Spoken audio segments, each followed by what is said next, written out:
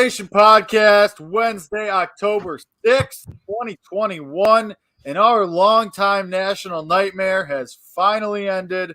Justin Fields has officially been named the starter of the Chicago Bears, despite Andy Dalton logging a full practice today on Wednesday.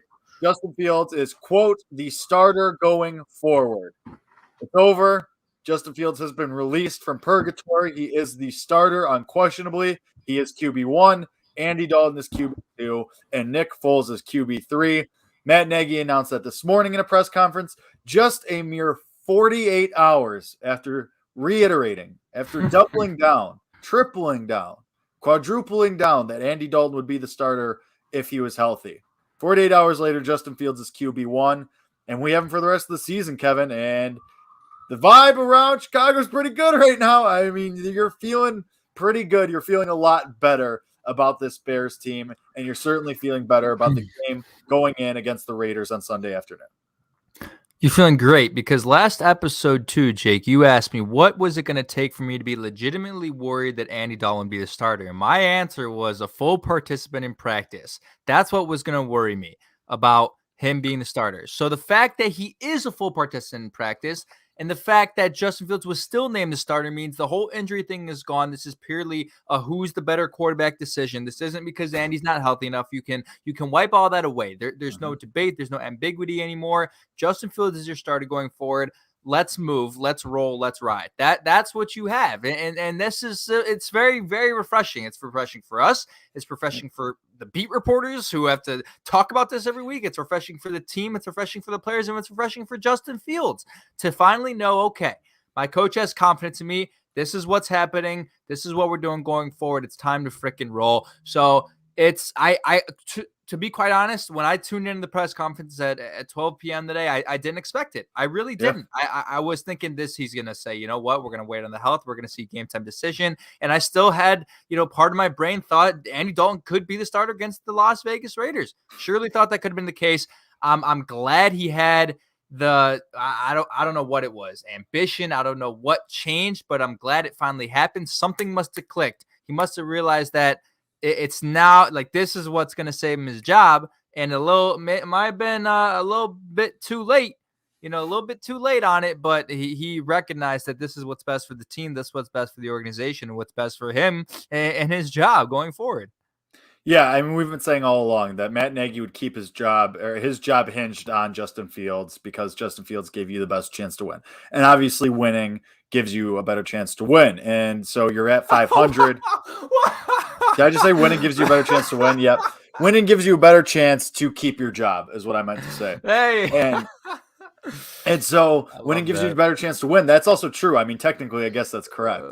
But no, I mean, if Matt Nagy gets back to the playoffs, his job is safe. And even if he just misses the playoffs but has a winning record, his job is probably safe as long as Justin Fields shows adequate development.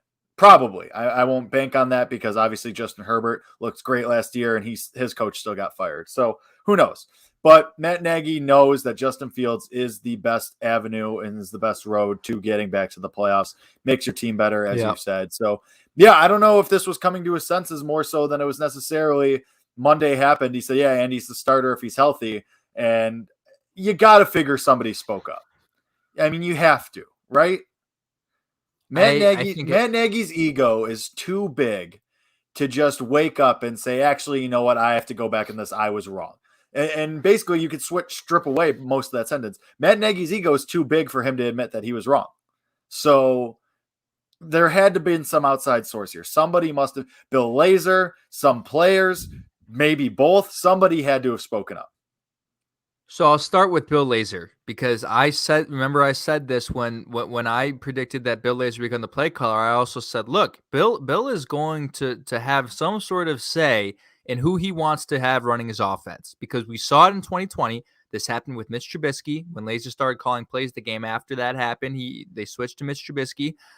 And the reason why I partially believe this as well is think of the context, the words that Nagy used when he talked about switching the quarterback. He said, based off of the conversations we've had internally as a staff and just, about how all this collaboration within the coach's office affected play calling. Well, it makes sense. It makes sense that, that language was used internally. It's we had these conversations. So what makes me like, I don't know if I'm looking too far into the language, but that tells me that after having internal conversations, after going with this with Lazor as the play caller, Lazor had heavy influence on this decision. On, look, I want to run this offense with Justin Fields. I don't want to run this offense with Andy Dalton.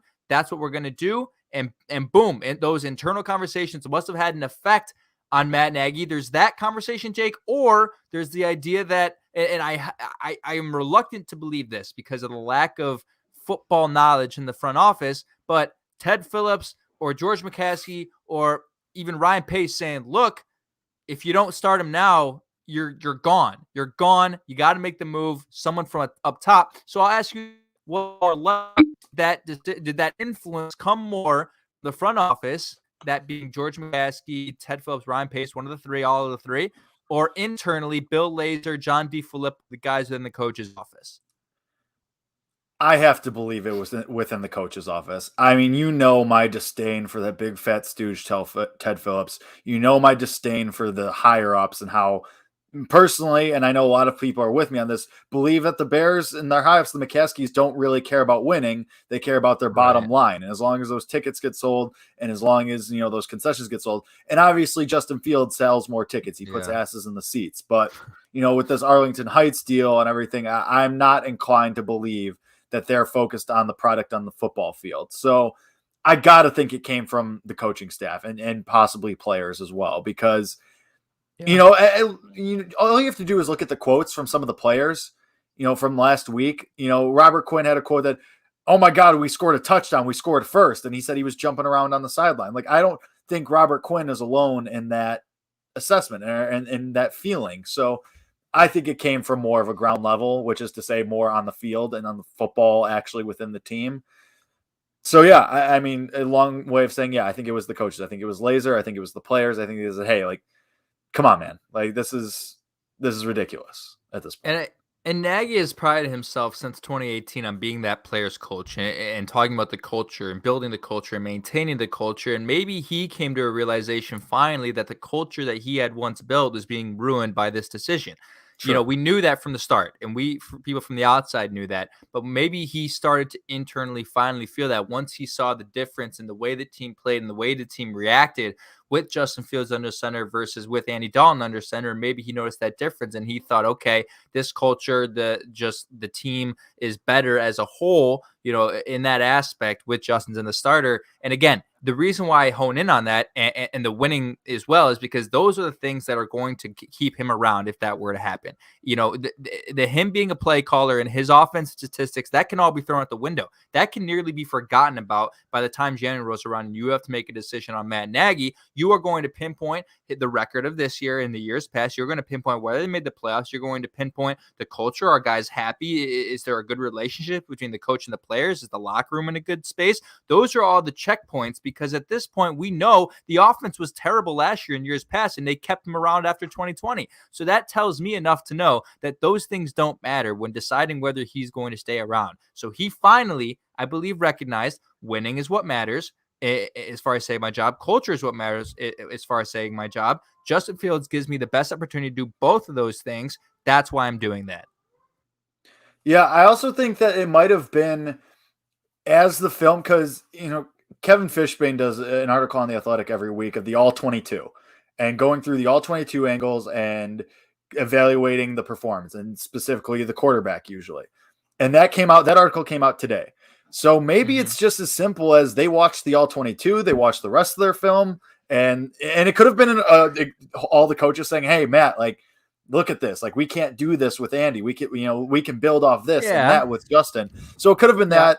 So I guess that still goes back to it being, other people intervening on the coaching staff and from the players. But yeah, I mean, end of the day, we're where you wanted to be. We knew it would happen eventually. It was just a matter of how soon. We're finally here. We are finally through this whole Andy Dalton infatuation. Credit to Andy Dalton. Justin Fields said that Andy Dalton called him and said, like, hey, I got your back. There's no change in our relationship. Anything you need, I'm here to your sounding board, whatever you need. Credit to Andy Dalton. I mean, plays 2 games, gets hurt, goes out and gets his job taken. He got Wally pipped. and that's never an easy situation. And of course, you've been hearing how everyone wants Justin Fields, and you don't really have the entire support of the fan base behind you. But I mean, credit to him, just still being a stand-up guy. No, I mean, major credit to Andy Dalton. I mean, we've said on the show for a while, great guy, great dude, great mentor, and that's his role now, is to continue to mentor Justin Fields, continue to be a support system for him and help him out when things get rough, which they may during a rookie season, which they will. It's almost guaranteed to happen.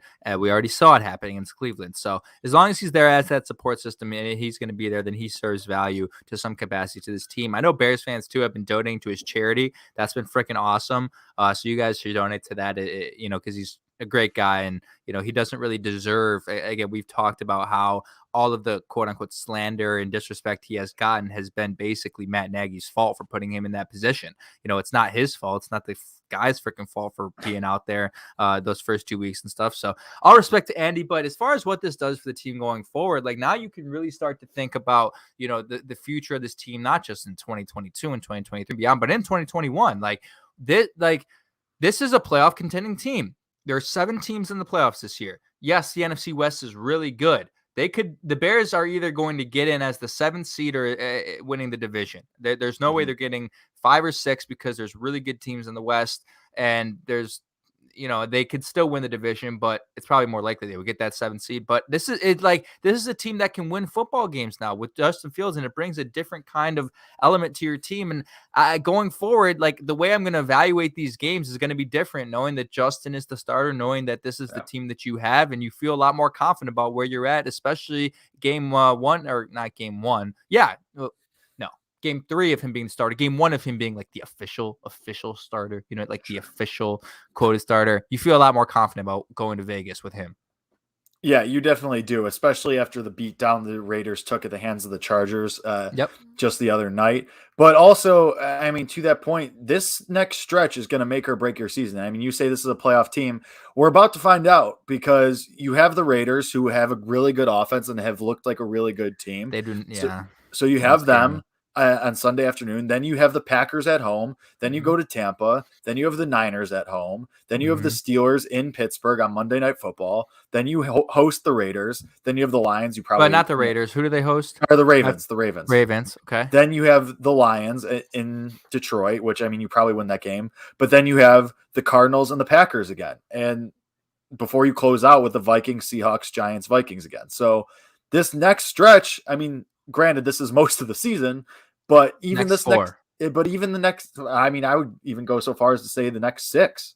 I mean, Pittsburgh, I know they're not as good as we thought they would, but they're still a good defense. TJ Watt's still an elite defensive player. Mike Tomlin's still an elite coach, and Pittsburgh's still a tough place to play. And the Ravens are a playoff team. So the next 6 even are going to be a really a measuring stick, and we're going to find out a lot about this team, because you're going up against playoff caliber teams. So, and the Packers being one of those, and that's going to be a statement game, and that's in 2 weeks.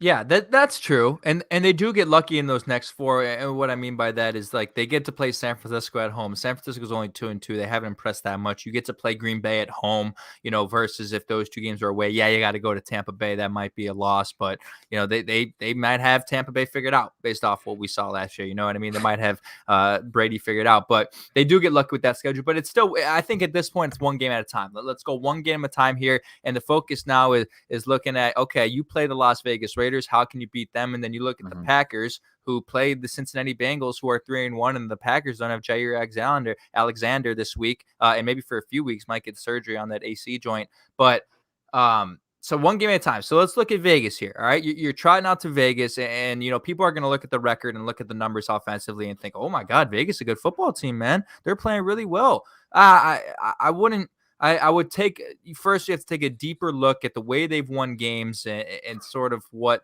they've been doing. Yes, they're 3-1. Yes, Derek Carr leads the league in passing offense and passing yards, and I think by a pretty healthy margin. But look at some of their 2 of their wins coming overtime. One against the Ravens in one of the wildest games of the year so far, a back and forth affair in the fourth quarter overtime, big plays, all that, and then you take the Dolphins to overtime.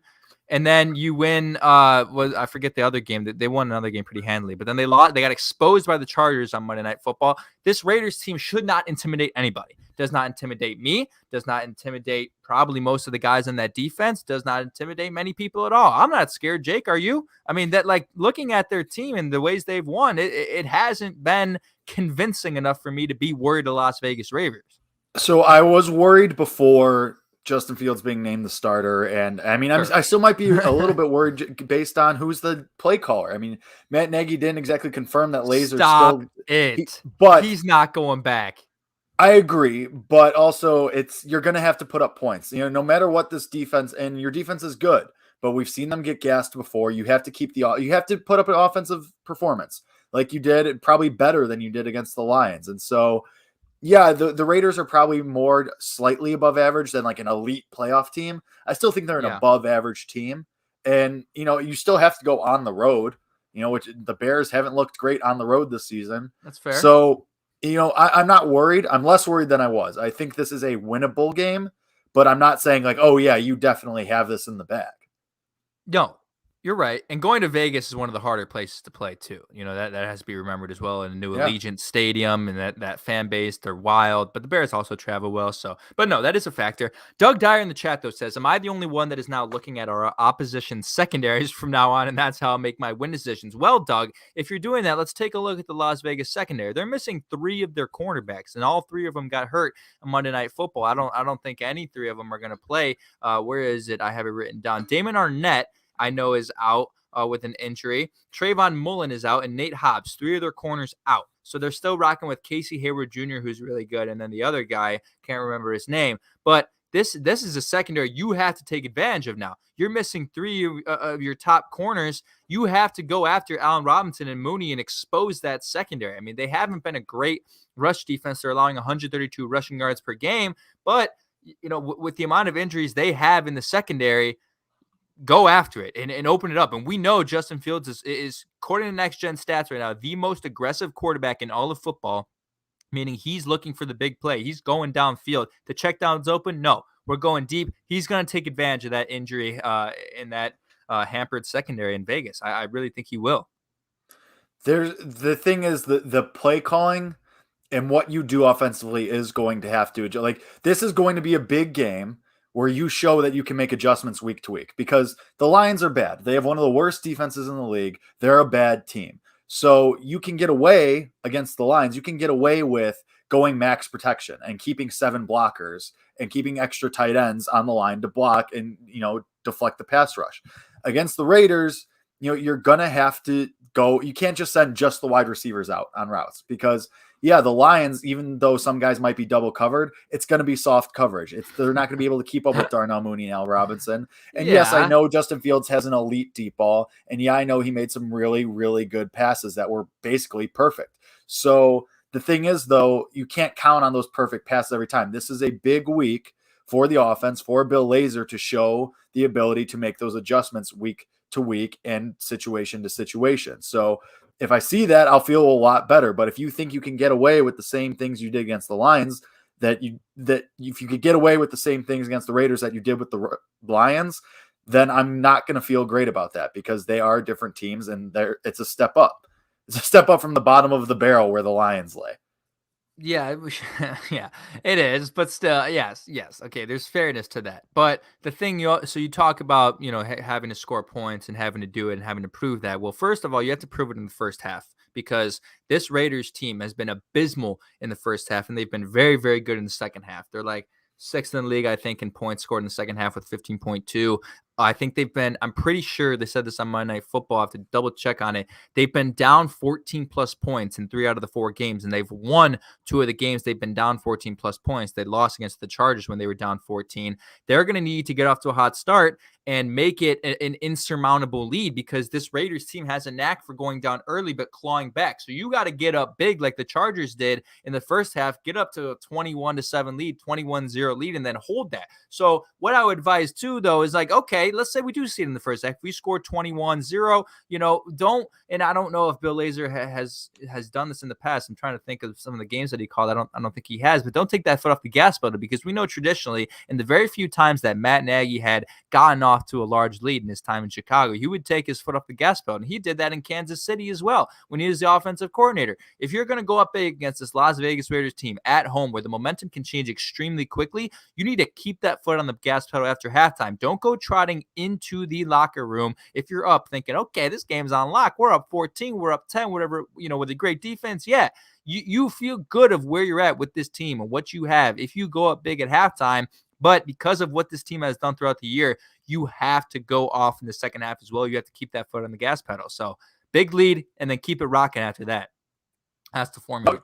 No, and obviously it's always, obviously opening the game, scoring, and, setting a tone early is always, the ideal situation you want to be in. A little easier said than done. But again, you have to show that you can make the week-to-week adjustments, and also you need this offensive line to play well again. Like they need to show that they can still be an at least average unit. Again, like it's the Lions, so I'm not willing to put too much weight on that win. And from what I saw, but if you can stack these developments and you can stack good games, then by the end of the season, you're feeling good and you're feeling like you can beat some of these higher caliber teams because you have these 5, 6, however many weeks in a row where you've played well. So yeah, that and setting the tone early, like you said, if you can take the lead early, like you did against the Lions, you're in the driver's seat right away.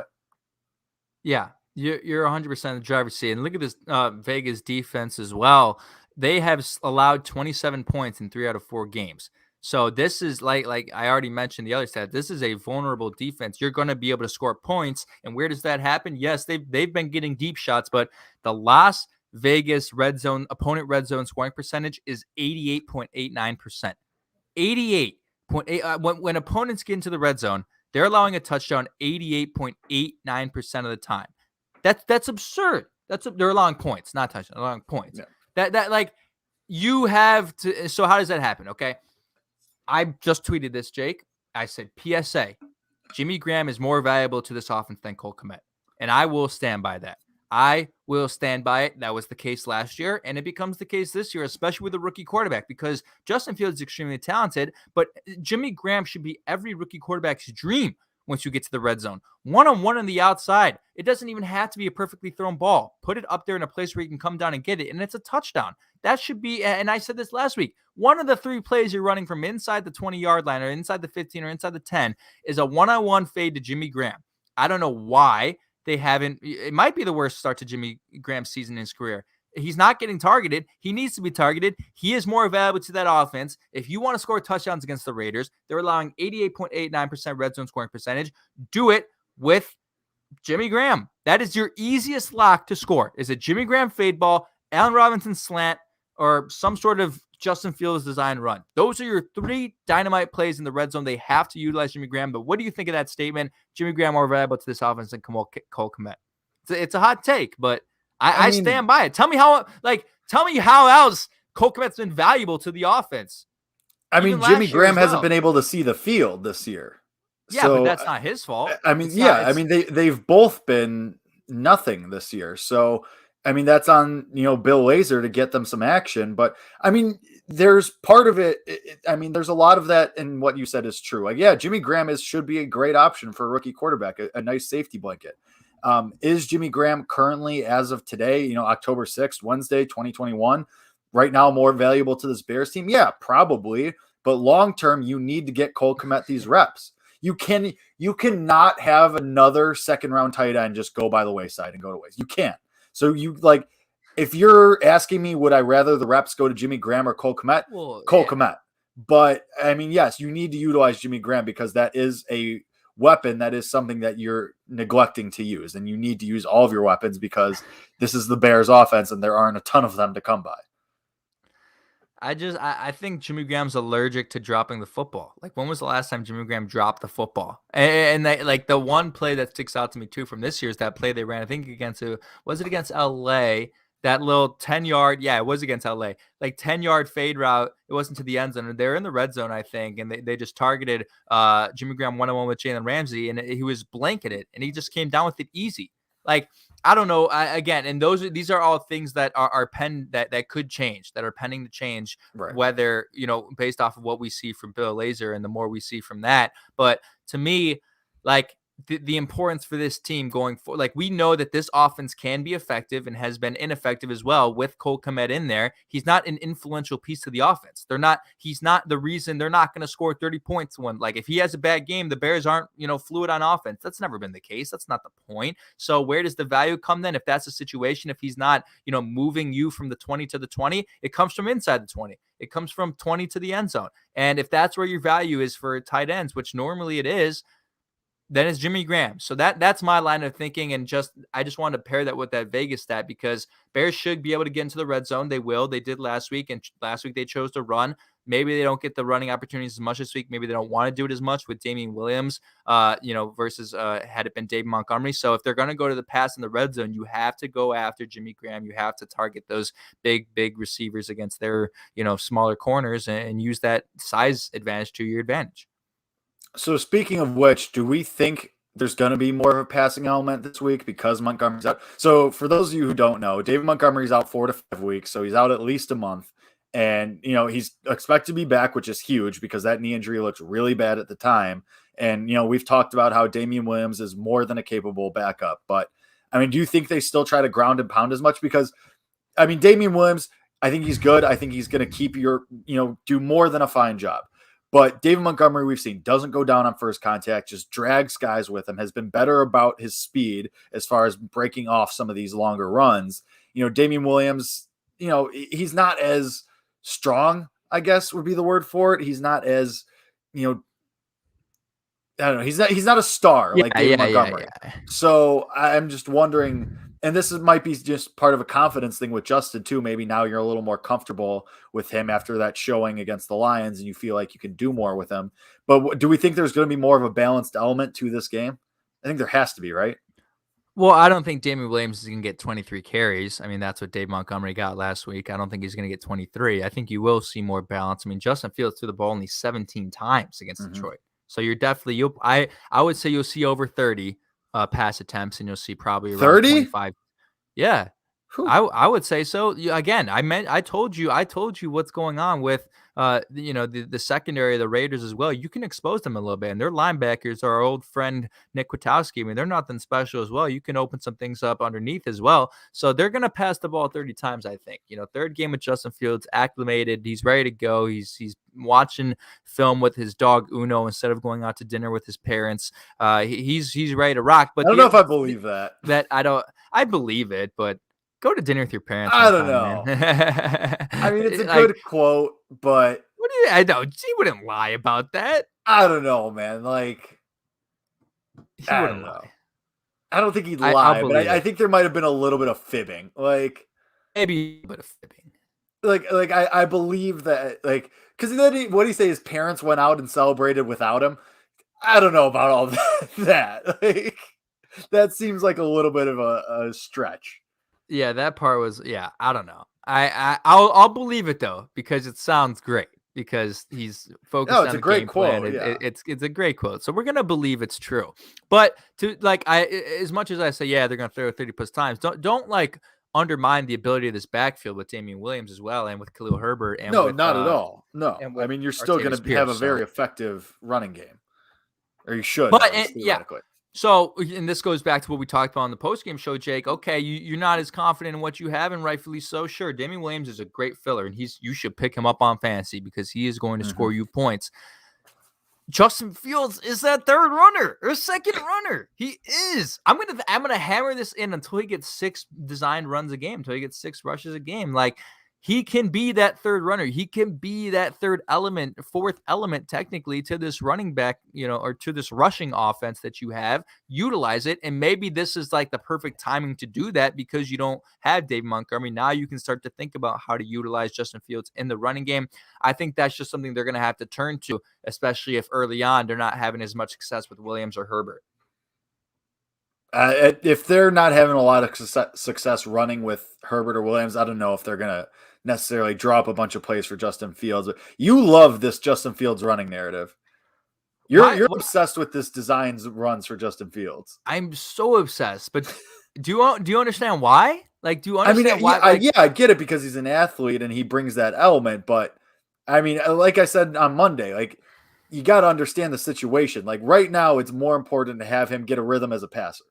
Yeah, but yes, but those things can happen simultaneously. Those things aren't mutually But I'm just exclusive. Like if you're gonna focus on one, like if you were gonna focus on one, sure, yeah, but like you can do both. They can both exist at this. They can coexist. You know what I mean? So that like, Jake, I'm just so envious of the Arizona Cardinals, and I'm so envious of the Baltimore Ravens and how much success they have. I mean, it's not just envy; it's the fact that it works and it's successful. And I don't know why you wouldn't take advantage of it. That's why I hammer it in, is because this is you're leaving things on the table if you're not doing it. You know what I mean? Like it's like you're playing with your toys and you're leaving out the one little toy. Like this is like you're leaving out the little red fire truck. Like this is something you can use that is something going to take your offense to a different level and really add a different dynamic level to your offense. And you talk about the ultimate impacts of that. It's going to confuse the hell out of the defense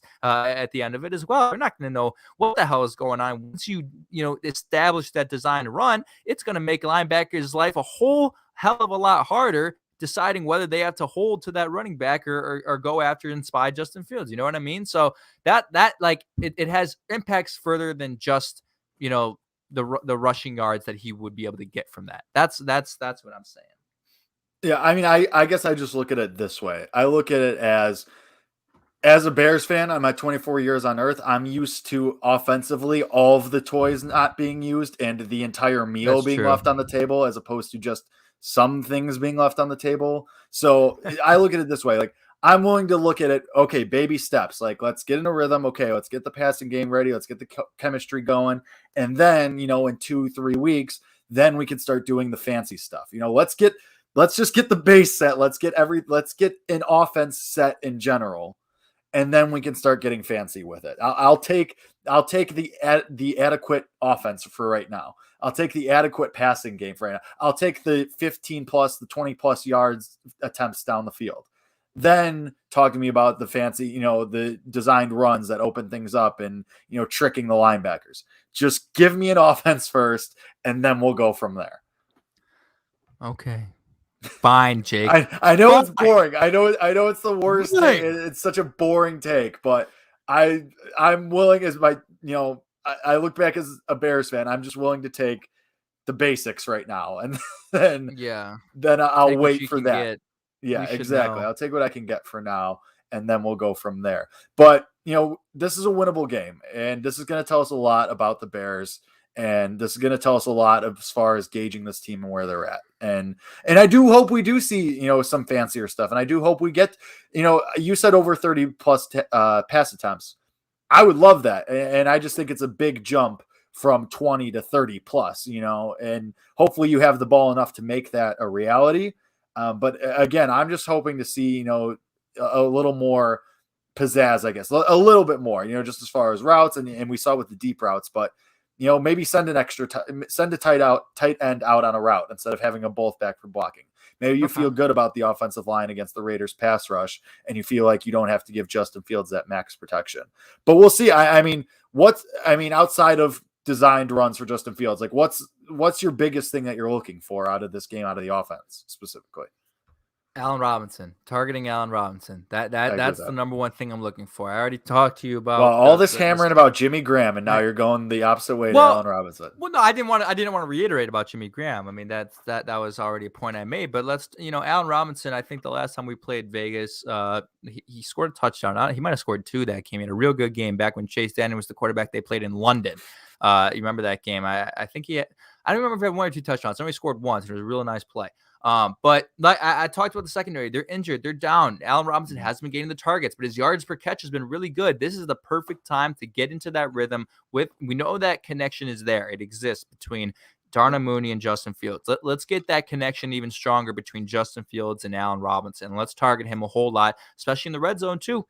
Red zone slant route, Allen Robinson has been one of your most successful plays in the past years. You know what I mean? But also look for him, intermediate routes. I feel like a lot of we finally saw it last week with that 20-yard route to the outside to Allen Robinson, or probably a little bit further than that. I think he had one other one too. Or something and like yeah, that. 23, and then there's that one up the middle as well. And that's the range where Justin Fields, thrives, is 10 to 20 and 20 to 30, those areas. Whereas the first few weeks, and even the first game with Justin, it was Allen Robinson 5-yard, curl route, hitch route, slant route. Let's get him in the middle of the field, and that's exactly where the most open portion of the field is right in the middle. Obviously, everybody knows that most of the time, especially against like cover 2.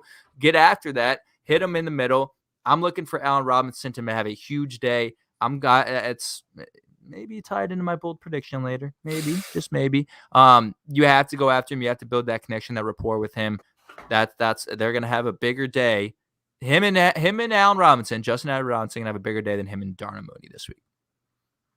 So let's say Robinson doesn't get as many yards, but he gets a touchdown. Would you consider that? Let's say, because Mooney had 125 yards. If Robinson gets 95 yards and a touchdown, is that quote unquote a bigger day, or does he have to cross the 100 mark?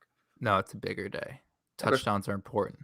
Well, yes, obviously touchdowns, points are. We love touchdowns because we never get them in Chicago. We'll take every touchdown we can get. We're deprived of touchdowns. So.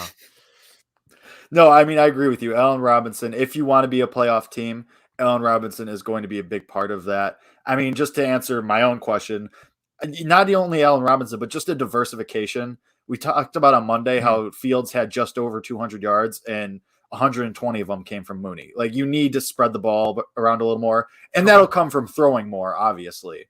More than 17 times and more than 11 completions. But again, if you want to be a playoff team, you need to start establishing other guys. We need signs of life from Cole Kmet. We need signs of life from Marquise Goodwin, Damiere Byrd. We need signs of life from Jimmy Graham. Like, all these guys do need to be active more. And, the play calling has to get them involved more, because if you're just going to rely on Darnell Mooney and Allen Robinson, eventually the better teams are going to key in on that and you're going to be screwed then. So yeah, I mean, you need some diversification with the offense, but we've hammered that home a lot. Defensively though, I want to get into this a little bit before we get into our segments. I like this. I mean, Derek Carr, he's passing yards leader. He's been playing really well. Granted, this is probably the best defense he's faced.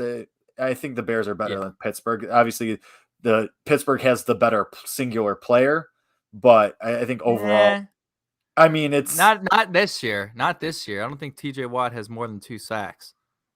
Okay, but I would say overall, I feel like, and like, sure, last year, TJ Watt was better. I feel like end of the year, TJ Watt will still probably be better. But regardless, I think this is probably the best defense that Derek Carr will be facing overall. And it's a little scary because, I mean, your defensive backs. I mean, somebody in the comments said if number 4 isn't shadowing Darren Waller all night, then Sean Desai is a failure or something. That's not true at all. I do not want Eddie Jackson covering Darren Waller at all. No. I would much rather have Jalen Johnson on Darren Waller.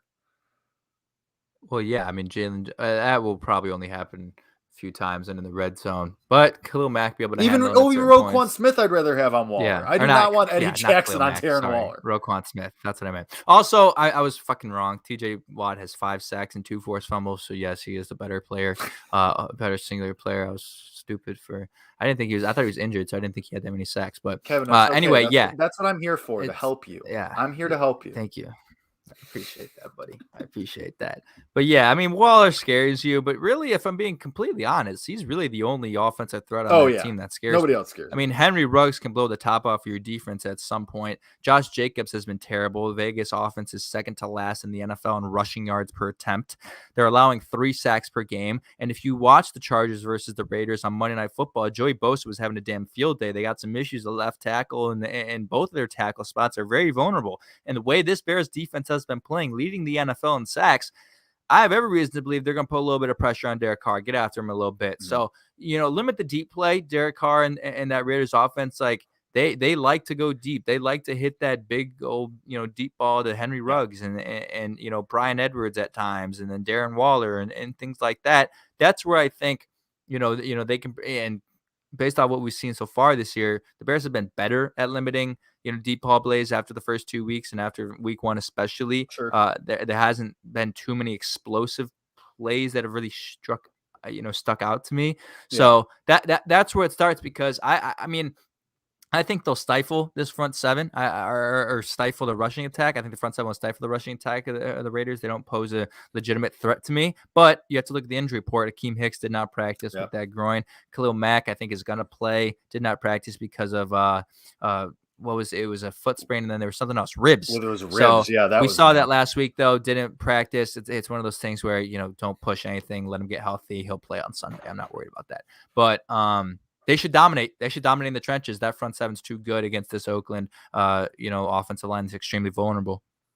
Yeah, well, so that's the thing that scares Oakland, me. God damn it, Vegas. Sorry, the amount of people on the injury report, as well as Akeem Hicks still dealing with that groin, like you said. Khalil Mack, I do expect Khalil Mack to play. There's no reason to push him.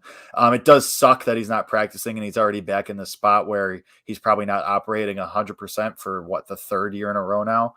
But Tayshaun Gibson Sr., full practice. Eddie Goldman didn't appear on it at all, which I think we can take to mean he practiced in full with no limitations, which is big, especially if Akeem Hicks is out.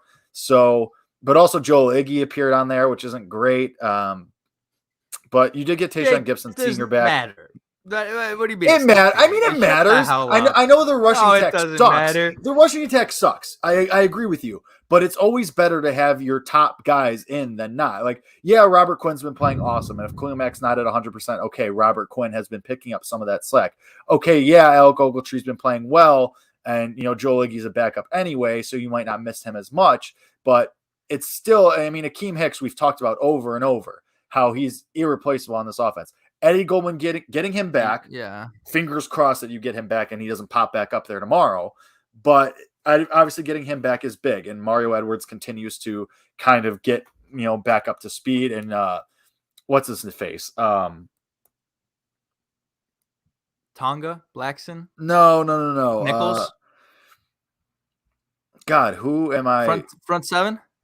Yeah. Oh my God. Gibson? Is that who I'm thinking of? Tashaun Gibson's safety. No, Travis. Travis Gibson. Yes. Thank you. Travis Gibson, if he gets, he had a good game against the Lions last week. So if he starts to build up a little bit in his second year, that's big. But I mean, it's just because also when I look at this injury report, it just sucks like thinking about it for the rest of the year. It's week 5.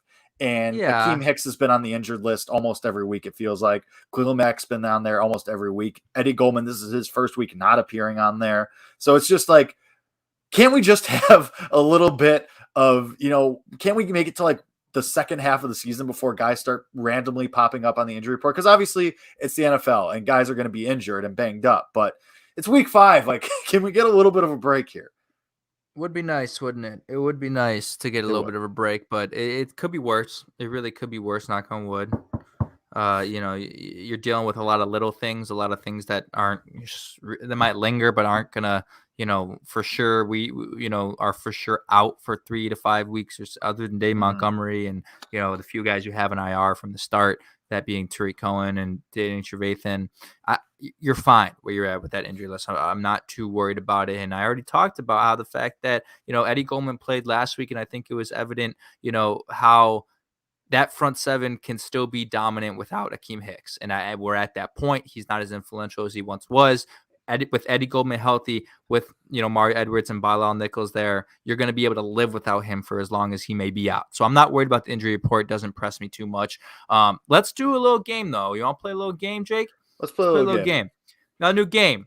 We haven't done a game in a while. We're going to play Who You Got. All right, so we're going to play, give 2 players here. And then Jake and I are going to choose who we got of those 2 players, who on Sunday will have the better game, who will be more productive, more efficient, just overall have the better game. We're going to start. I did this one already, but I want to throw it to you. Mooney or Robinson, who you got to have the better game on Sunday? I mean, I have to go Mooney just because of the clear rapport he has with Justin Fields already, and Justin Fields clearly is already looking his way. So I'm willing to bet. Yeah, I know Allen Robinson. They want to get him the ball more, and they need to get him the ball more, and he's probably itching for a little more production. But you can't beat that natural chemistry with Justin Fields and Darnell Mooney that they've been building, that they had been building in practice, and that they've been building so far in the games that Justin Fields has played too. So I'm going to go Mooney, but I mean, that doesn't mean I think Mooney's going to blow him out of the water like he did last week. Like it could be close, but I still think Mooney will have the better game at the end of the day. Okay. That's totally valid. I mean, based off of evidence, that is the safer pick for who you got. This one is people are gonna find this a little controversial, but I honestly think it's closer than what people might think. Khalil Herbert or Artavis Pierce, who you got? Khalil Herbert. Or I mean, we're going just from rushing, right? We're not including special teams, obviously. Yeah, no, just rushing. Now, I would go Khalil Herbert still. I would probably go Herbert too, but again, don't sleep on our boy Artavis. All right, our boy Artavis can run a little bit. Our boy Artavis got a little bit of burst, a little bit of speed. He can get out there. All right, and you know the weird thing about rushing is, you know, if a guy's got the hot hand, he pulls off a 20-yard carry at some point. It's like, okay, let's go with that guy. I mean, I think they'll each probably see like 5 carries, and then you'll see. They're not going to get a ton of work. No, but what? Those 5 could be the difference in the game, Jake. You never freaking know. Let's go to the defense. This one, you could flip a coin about this. Who you got to have the better game against this Raiders offense and this air raid offense that they present, the John Gruden offense? We're going to throw down the field 2,000 yards, all this great stuff. Derek Carr leads the league in passing. I guess the cornerbacks are going to be a little bit tested, and we haven't really talked about that. And it's not just Jan Johnson, but Kindle Vildor or Duke Shelley. Who has the better game on Sunday? It's hard to say because you have seen barely anything from both, and I guess barely anything is good because they're not getting exposed. But Duke Shelley made a good tackle last week. Remember, he made one good open field tackle. I mean, I guess Shelley, just because. Yeah, I mean, I guess because there's Shelley no reasoning. I mean, I guess because Shelley had the better game last year, I'll go him. And I mean, realistically, who's he going to be covering? Like Hunter Renfrow, maybe a little bit of Darren Waller, but not really. But I mean, Kindle Vildor will probably be on Henry Ruggs, maybe. I don't I guess so. It's like I guess Shelley. But I mean, it's hard to say because we haven't seen much from either of them except week 1 burned in my brain is, Kindle Vildor getting burned. So I guess Shelley because recency bias, but I don't feel great about either of those. No, you don't. And that's why I thought they would go after Stephon Gilmore today. I did. And the Panthers ended up getting him for 6th-round pick. I mean, that's crazy. Bears with 6th-round pick, 2023 6th-round pick earlier on Tuesday for Jakeem Grant, returner from Miami, which I really like. I really do. I mean, this organization, this franchise loves their kick returners, as we know. Not only was it Devin Hester, but it was a few years later. Cordero also Patterson because they haven't been able to find one. That's why they love trying out so many because they haven't found one. Yeah, that's true. They haven't. Well, they had one in Cordero Patterson. He was an All-Pro, I think, both years. Yes, fair. But as a punt return is different because once Tariq went out, you kind of were lost in that area. And I think Jakeem's coming in punt returner, believe. I mean, Khalil Herbert has looked pretty freaking good, honestly, on kick returns. He's looked real good. But Jakeem Grant, I don't know. I mean, maybe bold prediction, maybe he rips one off, punt return touchdown. He's certainly better than Simba Webster, who was allergic to returning a punt for his life. Couldn't get after it. He got cut. He got waived. So that should be fun too. That's all I got for who you got. I don't know if you have any other players there. All right, well, I got a couple. So I got one. Okay. Justin Fields or Derek Carr?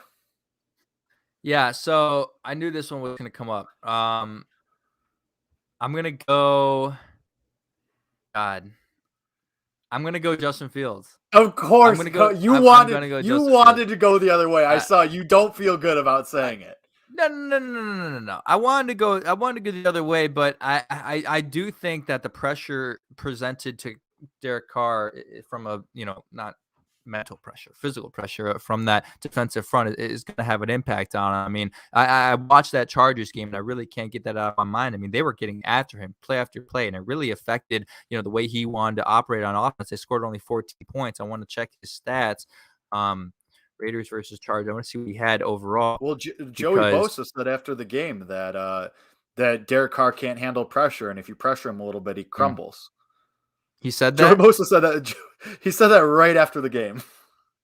What can I? Well, there you go. I mean, wow, that's telling. So you have the team that leads the league in sacks coming to Vegas with a little bit of injuries on the offensive line, a little bit of, question marks there. And Derek Carr last week, 21 for 34, 196 yards, 2 touchdowns, 1 interception. Those aren't gaudy numbers. Those aren't great numbers. I mean, you think if the Bears didn't run the ball 3 times in the red zone against the Lions, Justin Fields could have very well had 3 touchdowns, and 200 yards and 11 for 17. That stat line could have been a lot better than what Derek Carr put up against the Chargers. So I don't think it's outrageous for me to say Justin Fields is a little bit biased. 1,000%. I'll own up to that. 1,000%. I mean, it's hard not to be excited about it still, and that's where I'm going to go. But I mean, shit, with the injuries they have in the secondary, the connection you've seen, that deep ball ability, and the more targets for Justin Fields and hopefully opportunities in the red zone now for Justin, I don't think it's outrageous to say he goes 253 touchdowns and Derek Carr does something the same or less. I'm going to go Carr just because I don't know what your game plan is going to be. I just don't know. Offensive game plan? Yeah, like I just don't know how much they're going to let Justin throw. You know what I mean? Or, right.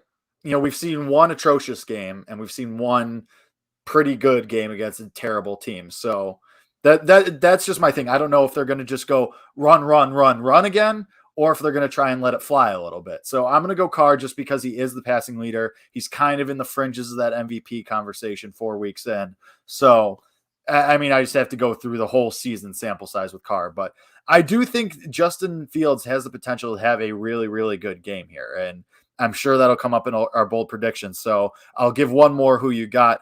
Khalil Mack in the revenge game, or the best defensive player on the Bears right now, Robert Quinn? I want to go Mack because of the revenge. You want to go Mack so bad. Yeah. I want to go Mack so bad. Just, again, this might be more logical to say Quinn, especially with Mack thing with the injuries. But there was a storyline this past offseason about John Gruden, quote unquote, crying at the time of and crying in happiness, tears of joy when they traded Khalil Mack because of the amount of wads of cash that they got at that time. Apparently, that's a rumor or something. I don't know if Khalil Mack is aware of that, notices that, maybe, but there was also rumors that they want to trade back for him. So I don't know if there's really animosity between those two, but I feel like the first time it was in London. It wasn't a real revenge game. Now he goes back to Vegas, although he really only played in Oakland when he was there. But he goes back to the fan base. I don't know. I got to go with the story. I got to go with the revenge game. I got to go Khalil Mack. I got to rock with it. I got to rock with the storylines, man. I kind of want to go Khalil Mack too, just because he didn't have a great game against the last time against the Raiders. He only has 3 tackles, no sacks. He recovered a fumble, but I mean, whatever. So I kind of want to go Mack too, but I think the answer is both, because I would love to see Robert Quinn continue to play really well for the 5th week in a row. But I'll go Mack there too. As far as that, let's do some bold predictions really quick. Let's hear Justin Fields one. I know it's coming. What? I actually didn't. I didn't have a Justin Fields one. I don't have a Justin Fields. All right. Well, okay. I'll say one then, though, because I do have a Justin Fields one. I think Justin Fields finally gets into the end zone. I think he finally passes for a touchdown and gets that first passing TD as a starter. I don't know if that's bold, but I'll say he gets 2 TDs, one on the ground and one through the air. Okay. That's that. Okay. Fair enough. I'm on Bears score 35. Damian Williams scores twice. Jimmy Graham scores and A-Rob scores. And then the 5th one is missing. So that's 28. You're missing one. Yeah. Just for shits and gigs, I'll go Marquise Goodwin, because we like to have a little fun out here. So Damian Williams scores twice, Jimmy Graham scores twice. Bears offense has a field day. Again, the defense of the Vegas has allowed over 27 points in 3 out of 4 games. I don't think it's outrageous to say the Bears scored 35, but I don't think it's outrageous to say Damian Williams scores twice, especially with their real willingness to run when they've been inside the 10-yard line. Those opportunities are going to be there. Damian Williams scored last week. And, if he's the lead back, likely he scored twice. Jimmy Graham, I already talked about that, and A-Rob, I already talked about that. So I don't know how bold it is either, but someone put together a parlay of Jimmy Graham anytime touchdown score, A-Rob anytime touchdown scorer, and Damian Williams 2-touchdown score, two-time touchdown scorer, and you might win yourself a little bit of money. If you remember history of this podcast, we have won people some money in the past, so maybe a little shout out, maybe you should put some money on that. That's all I'm saying. I'll go one more. Yeah, I'll go one more. I think the Bears get. I think the takeaways continue for the Bears. I don't know how bold this is, but just a side note, if you want to call it that. But I think the Bears do get another. I think they keep it going. I think they pressured the Lions a lot, got some help with the turnovers last week, but I think it continues. I think this defense is going to continue building confidence, and I'm going to say it. I say it every now and then. Eddie Jackson interception. Let's do it. Let's lock it in. Eddie Jackson gets an interception. He gets back on the train, starts playing like the guy we know he can be, and starts playing like that safety we paid all that money to. So I'll say Eddie Jackson gets an interception as my final one as well. All right. Well, again, you got to be consistent because for those who listen to this show know that the Bears are 10-0 when Eddie Jackson records an interception. So thus by the transitive property, if Jake is, I don't even know if that's a transitive property. If Jake is picking Eddie Jackson to get an interception, he must choose the Bears to win. And that's how it works. So let's go to our predictions. So let's you lead it off. So let's get to the game predictions. The Bears going to Vegas, 3:05 Central Time game. They are currently opening on FanDuel Sportsbook as 5.5-point dogs. They are plus 205 on the money line, which I think is a decent amount, a little bit of value there. But 5.5, getting 5.5 points against the Raiders, I think you win this game. I do think you win this game. I think you win this game. I'm going to say you win this game 31-27. I do think you get 4 touchdowns. I think you get a field goal too. Cairo Santos keeps getting work. He keeps his streak going, I think. But 31-27, I think you win this game. I think it's going to have to be high scoring. Like I've said all week, I've been saying this since last week, you're going to have to score points against the Raiders because they're going to score points. I know our defense is good, but Derek Carr has been good. This offense has been good for the Raiders, so you're going to have to outscore them. You can't just win on your defense alone. I think finally the offense gives the defense some break and says, all right, we got this. And I think the second start of Justin Fields' career, I think it's better. I think he continues to make those strides. I think Bill Lazor gives him a little bit more to play with. I think the Bears win this one 31-27 on the road. Get above 500 for the first time this year. Let's go, Jake. I like that as well. It feels like in the past few years, the Bears haven't had a statement win.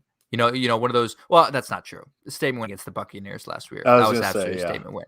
But haven't been too many of them. Let's say there haven't been too many of them. Sure. I can't really think of one in 2019. I don't know if you consider this a statement win, but it's close. It's close. It would be a big win. Yeah, well, and part of that, like if you do face a team that you don't think is like even that great, if you still beat them by a good margin, like if you beat the Raiders by 10 to 14 points, that's a statement win. Partially because they have a winning record, partially because you beat them by a large margin. Well, it'd also be your first road win too. You lost in LA and you lost in Cleveland, so that's good too. Yeah, and these two teams have been, or this team has been very different on the road versus at home. I'm gonna go Bears 35-23. I think as I make a loud noise. I really like the 31-27. I almost like that prediction better, but I have to stick to my guns with 35 points scored with the bold prediction, so I can't shy away from that. And the Bears defense has been so bend or break. Like they really haven't been that good in between the 20s. Like really, even against Detroit, they're moving the ball on them. But once you get inside the red zone, they have a 33% opponent red zone scoring percentage. Teams aren't scoring them in the red zone. Teams aren't scoring on them inside the 10. Not every game is Jared Goff going to let the ball bounce off of his, shoulder pad into the hands of Bilal Nichols. But this is a bend, don't break defense. I mean, this is what it's been since really 2019. I think the turnovers come. I think they hold into field goals, and I think I really think the offense could explode. Jake, they really could explode. This could be the statement game, and it's just I don't know. It's bold. It's a bold prediction. It's probably a little bit far fetched. I know it's not the most accurate, most realist prediction, but if you know me, this is what I do. 35-23. Let's get it. Yeah, I mean, we're both on the wins. I think we're both just looking for that development of Justin Fields and of the offense and even that bend don't break mentality. I mean, eventually that'll bite you in the ass. We've seen it bite you in the ass before, so they'll have to stop that eventually and have to, kind of lock it down. But yeah, I mean, if your offense can keep up, I mean, that'll win you games. So that's all you're looking for. Bill Lazor, Justin Fields, week 2. Let's let them cook. Let's just see it. Let's see the exciting plays. It was good to see the exciting plays last week. Let's keep it rolling. Let's keep the good vibes rolling. And, let's stack another win and get on a little win streak coming into the Packers game. So, we're both on the Bears. and an upset win on the road, first road win, and back in the win column, and first time over 500 this season. So we will talk to you guys about it on Monday. We'll be back to break down that game and break down what we both think is going to be a Bears win. So until then, you all take it easy. Take care of yourselves. We care about you guys, and we want you to come back. Yes. So come back Monday. We'll break it all down. I'll be here. Kevin will be here. We hope you guys will be here too. We know you'll be here. And then we'll all break it down together. And we'll all be happy about Justin Fields and Bill Lazor together. So come back Monday for the statement win over the Raiders, and we'll talk to you then. So until then, bear down. Bear down.